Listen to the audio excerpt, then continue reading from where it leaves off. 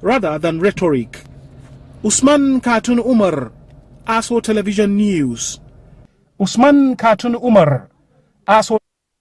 FCT Minister of State Dr. Maria Mahmood has urged religious leaders across Nigeria to use their influence to promote peace, discourage hate speech and reject violence, extremism and intolerance ahead of the 2027 general elections. The Minister of State made the call in Abuja while delivering a goodwill message at an interfaith prayer for Nigeria and President Tinubu held at the Shehu Musa Yaradua Center. She urged churches, mosques and other places of worship to remain sanctuaries of peace, moral instruction, compassion and national unity. The minister said Nigeria's religious, ethnic and cultural diversity should remain a source of strength rather than division, stressing that interfaith engagement is critical to strengthening national cohesion. She called on Nigerians to teach younger generations that the country belongs to everyone, regardless of religion, ethnicity, or culture. She also urged Nigerians to continue praying for President Tinubu and his administration as it implements reforms under the Renew Hope agenda, while calling for prayers for peace in communities, wisdom for leaders, protection for security personnel, opportunities for youth, and empowerment of women and vulnerable citizens.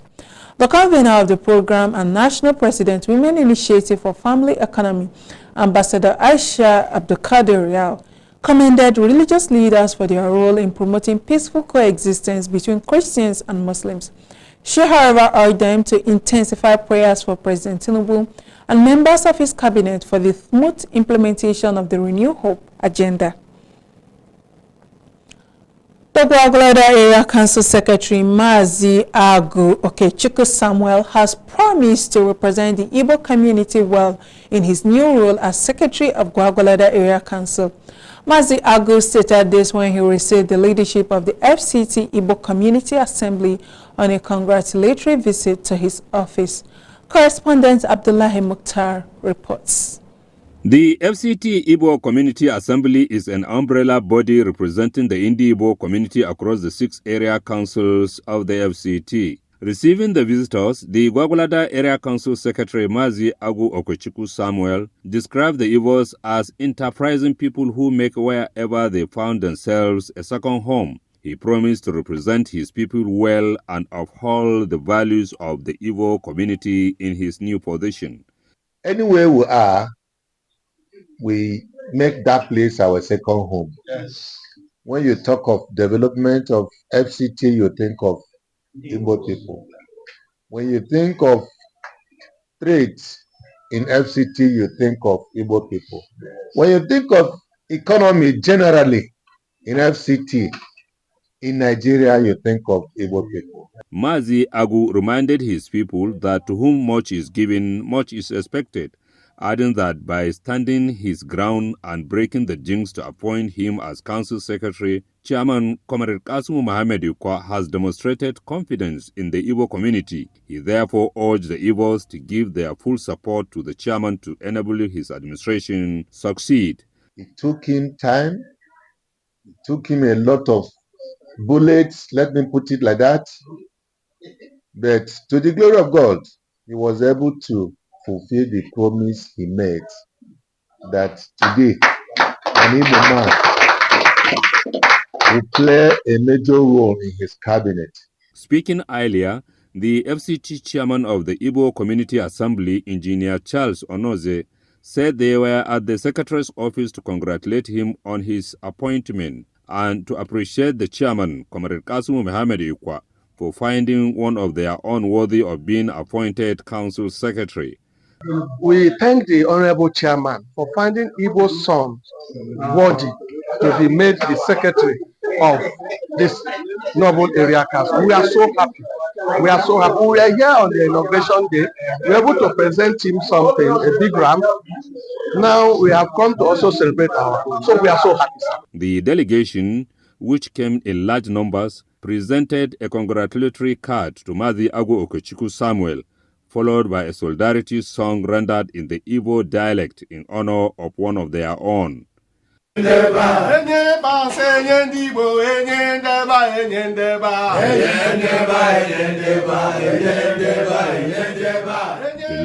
Mukhtar, Aso Television News.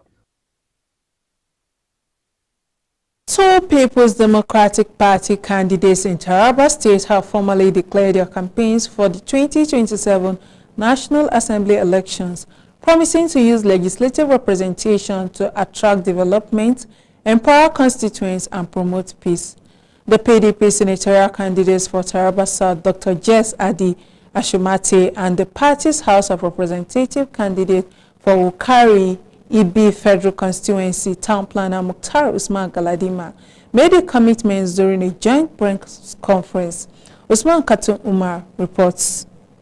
The candidates said their decision to contest followed what they described as a call by their constituents for credible representation at the National Assembly. Senatorial candidate Dr. Jesse Adi Ashumate said his priorities would include youth empowerment, promotion of agriculture, and strengthening unity among the diverse communities of southern Taraba.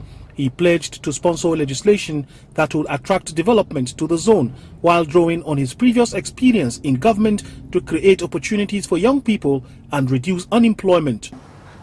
My mission for this journey is to ensure that we have a southern Taraba that is united and that they live in harmony, and that the people of southern Taraba enjoy the dividends of democracy in terms of infrastructure and also in terms of empowerment, to ensure that our women and young people are empowered economically to be self-reliant. For the Wukari Ibi Federal Constituency candidate, Town Planner Mukhtar Usman Galadima, his campaign is a response to demands for a credible alternative and stronger representation for the people. He promised to pursue legislation and collaboration aimed at improving infrastructure, healthcare, youth and women empowerment, as well as peace and stability. Town Planner Galadima identified the completion of abandoned health facilities and key bridges linking Taraba and with Plateau, Bauchi and the FCT as some of his immediate priorities. Through legislation and collaboration again, there should be provision for affordable health care to our people.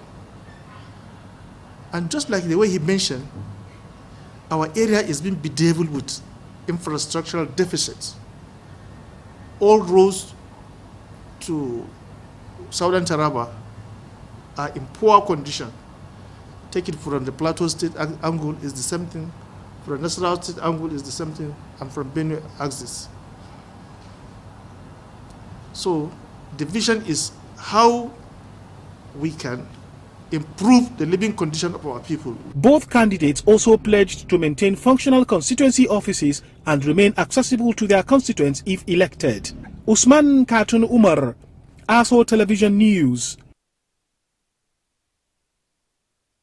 The chairman of Kwali Area Council, Mr. Nuhu Danladi Kwali, has held a strategic dialogue with owners and chief executive officers of companies operating in the area council, aimed at strengthening collaboration with the private sector and creating a conducive environment for businesses to thrive. The meeting provided an opportunity for investors to highlight challenges affecting their operations, including poor electricity supply, road infrastructure. Our correspondent Abdullahi Mukhtar reports. Welcoming the investors, Kwali Chairman Mr. Nuhu Daniel Kwali described the meeting as the beginning of a stronger relationship between the council and the business community. He stressed that the importance of understanding the challenges facing companies and working together to promote economic development in Kwali. The council treasurer, Hajia Rabi Mohammed Loko, said the meeting was also aimed at harmonizing revenue collection and ensuring proper remittance of statutory revenues. She advised companies to designate liaison officers to interface with the council and urged them to make payment directly into the official area council account. Responding to the concern, Chairman Nuhu Daniel Kwali said his administration had intervened in restoring electricity along the Kwali-Yangoji axis, while efforts were ongoing to extend improvement towards Awawa. He also disclosed that transformers had been procured for some communities and assured investors that the Ija Road challenge will be addressed in collaboration with relevant authorities. On security and local development, the chairman said the council was working with vigilante, traditional rulers and community leaders to protect businesses and infrastructure. He also urged companies to support community security efforts and patronize locally produced goods, while appealing to valued alliance companies to consider extending electricity to the nearby army barracks. The chairman assured investors of the council's open door policy and regular engagement with the private sector. He appealed to businesses to fulfill their statutory obligations, promising that sustained cooperation between government, investors, and communities will create employment opportunities and accelerate the development of Kwali Area Council. Abdullahi Mukhtar, Aso Television News. The Independent National Electoral Commission (INEC) sets aside November 26th to conduct a mock presidential election across all states ahead of the January 16th, 2027 presidential and National Assembly election. We'll bring you details of this in our subsequent bulletin. Do join us after the break.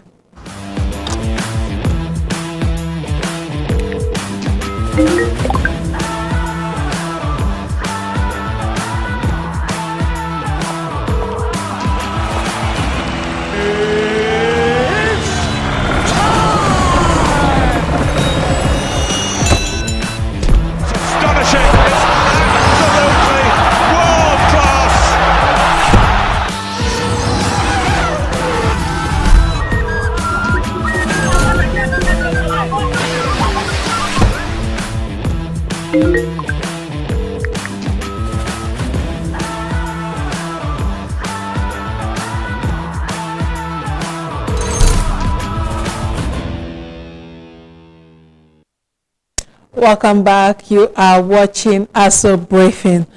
Moving on, the Federal Executive Council has approved the revised National Biotechnology Policy 2026, updating Nigeria's 2021 policy to reflect advances in biotechnology and emerging technologies. The National Biotechnology Research and Development Agency says the policy will provide a framework for biotechnology research, development, application, and commercialization in agriculture, healthcare, industrial production, and environmental sustainability. It will also guide the adoption of emerging technologies, including precision agriculture, climate-smart technologies, advanced manufacturing, gene editing, and genomics. The approval further includes Nigeria biotechnology partnerships, formalizing the country's participation in global biotechnology initiatives. NBRDA Director General Professor Abdullahi Mustafa says the policy provides direction needed to strengthen research, promote technology, transfer and commercialization, and create new economic opportunities. He commended President Tinubu for his commitment to advancing science, technology, and innovation in Nigeria. The Minister of Aviation and Aerospace Development, Festus Keyamo, has held strategic talks with Etihad Airways in Abu Dhabi on strengthening aviation ties between Nigeria and the United Arab Emirates. The minister was in UAE at the invitation of the government and the Etihad Airways ahead of the airline's planned resumption of daily flights between Abu Dhabi and Lagos from March 18, 2027. Keyamo also toured Etihad's Aviation Training Center and Zaid International Airport, exploring opportunities for pilot training, technology, airport development, cargo and logistics. The federal government says the partnerships is expected to boost connectivity, tourism, trade and investment, while strengthening Nigeria's aviation sector and human capital development. And the United States International Narcotics and Law Enforcement Bureau has commended the recent operational successes of the National Drug Law Enforcement Agency, NDLEA, promising to strengthen its partnership with the agency. Country Director of the INL Nigeria, Derek Tolliver, gave the commendation when he led a delegation of the U.S. Government Accountability Office on a visit to NDLEA Chairman Brigadier General Mohammed Buba Marwa at the agency's headquarters in Abuja. Toliver congratulated Marwa and the NDLEA for the agency's achievements, describing its recent growth and successes as phenomenal. He said INL was ready to build on previous programs and advance its partnership with the agency. Responding, Buba Marwa thanked the U.S. government and its agencies, including INL, DEA, AFRICOM, and FBI, for their sustained support. He said INL provided vehicles and modern forensic equipment, has significantly strengthened NDLA's operations across the country. Marwa disclosed that forensic equipment donated by INL helped investigators identify a particular chemical linked to fentanyl production during the recent dismantling of a methamphetamine laboratory in a forest in Ogun State. He appealed for further U.S. support, particularly in logistics and training, to enhance the agency's drug control operations.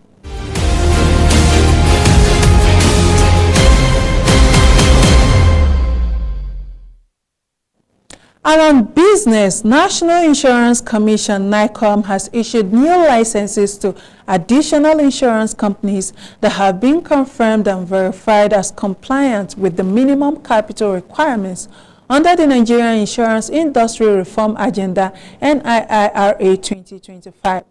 NICOM, in a press release, disclosed that this development marks another significant milestone in strengthening confidence, enhancing financial stability, and promoting professionalism within Nigeria's insurance industry. Speaking on the development, Commissioner for Insurance CFI Ayo Omoseyin urged the companies to ensure the prudent and effective utilization of their capital to support sustainable growth and strengthen policyholder protection. The CFI charged them to lay behind the unethical practices of the past and embrace the highest standards of corporate governance, transparency, and accountability. Mr. Omoseyin further emphasized that all industry stakeholders must work collectively to build a stronger, more credible, and resilient insurance sector. He added that the insurance sector is one that consistently fulfills its obligation, delivers on its promises, and inspires greater trust and confidence among Nigerians. And with that business story, we've come to the end of Aso Briefing for today. Many thanks for watching. I am Princess Sabura Usman. Enjoy the rest of your day.